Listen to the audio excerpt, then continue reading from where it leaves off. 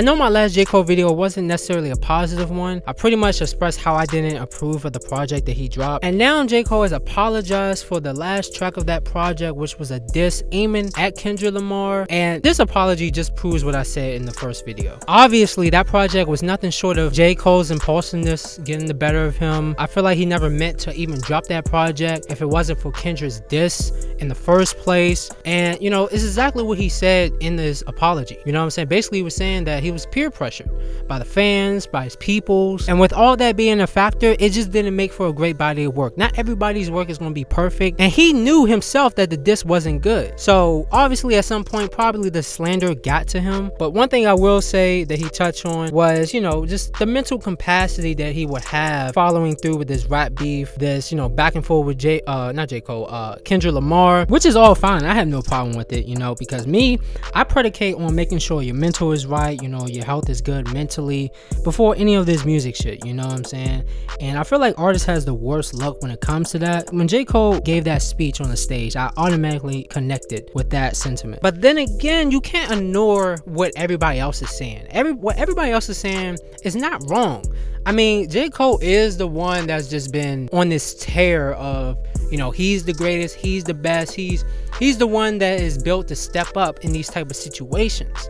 You feel what I'm saying? So to see something like this from J. Cole, it really makes Kendrick Lamar look as credible as ever.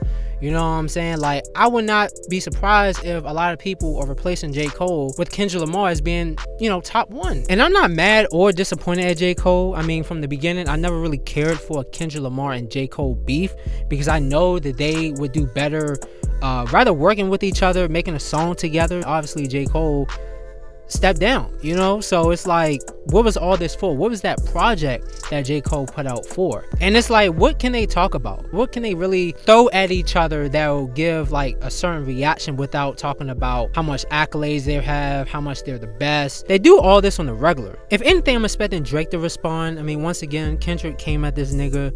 It's like, you know, Drake is pretty much being around the bush here. He's, you know, he playing internet. He ain't really coming out with the shits. He ain't really about it. So we might as well just say Kendrick Lamar is number one.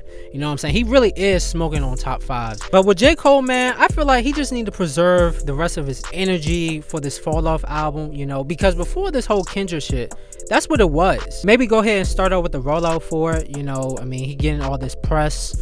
I don't know, maybe it's not a good time. I don't know. It depends on what he do to bounce back from all this, to bounce back from that album that he dropped last week and get to this fall off. You know what I'm saying? Get to that. I feel like that's the finish line there. This is just a blemish. Once again, I don't hate J. Cole. This doesn't, you know, stop me from wanting to listen to J. Cole.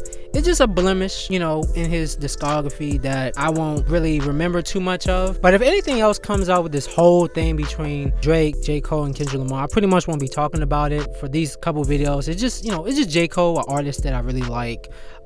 You know, he dropped an album, so of course I had to talk about that.